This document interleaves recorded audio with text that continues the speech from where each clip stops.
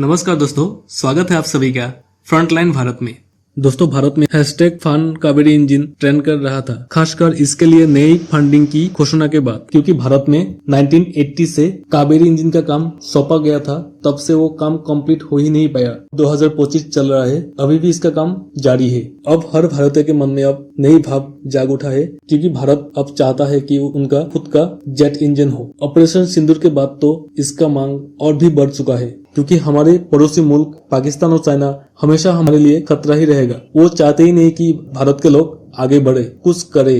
भारत अब कब तक विदेश से जेट इंजन खरीदता रहेगा? जब हमें इंजन की जरूरत होती है तब हमें मिलता ही नहीं, डिले में से डिले होता है। वो लोग हमारे नीड्स फुलफिल कर ही नहीं पाते हैं। हमारा खुद का अगर जेट इंजन होगा तो हम हमारे हिसाब से फाइटर जेट तैयार कर सकते हैं। तकनीकी भारतीय होगा, किसी की परमिशन की जरूरत नहीं होगा। जब हमें अपग्रेड करना हो, अभी जो एयरक्राफ्ट है, फ्रांस से लिए गए एयरक्राफ्ट हो, अमेरिका से लिए गए एयरक्राफ्ट हो, उसमें हम हमारे हिसाब से अपग्रेडेशन नहीं कर सकते हैं। उसमें परमिशन की जरूरत होती है। अगर वो लोग परमिशन देगा तो हम अपग्रेड कर सकते हैं। इसीलिए हमें हमारी खुद की जेट इंजन की आवश्यकता है, क्योंकि चाइना में देखिए 5th जनरेशन फाइटर जेट उनके ग्राउंड में है।